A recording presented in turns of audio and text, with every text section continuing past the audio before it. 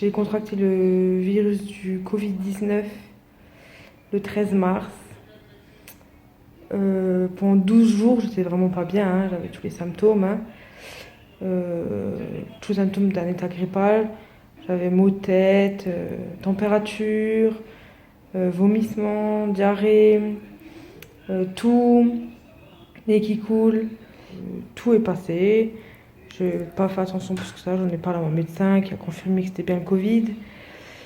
Et ensuite, j'ai commencé à avoir mal au dos, à peu près une semaine après le Covid.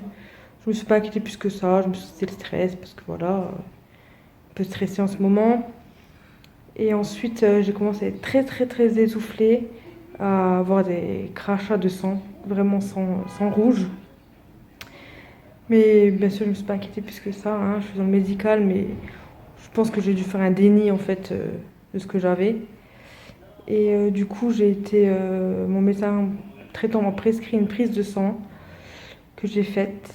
Et il m'a appelé en urgence pour me dire qu'il suspectait une embolie pulmonaire.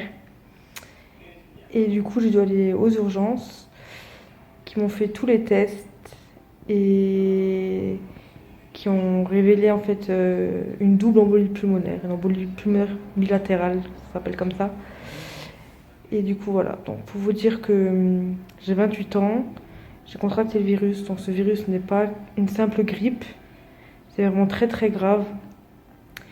Et je me retrouve hospitalisée avec une double embolie pulmonaire, pas le droit de me lever, loin de ma famille, pas le droit de visite. Donc, je voulais vraiment vous raconter mon histoire pour vraiment alerter sur ce virus, pour vous dire franchement de respecter ce confinement.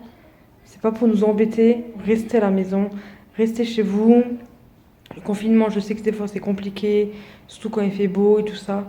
Mais bon, entre choisir entre sa vie et rester à la maison des semaines, moi personnellement j'ai vite fait mon choix, hein. Je reste chez moi à la maison.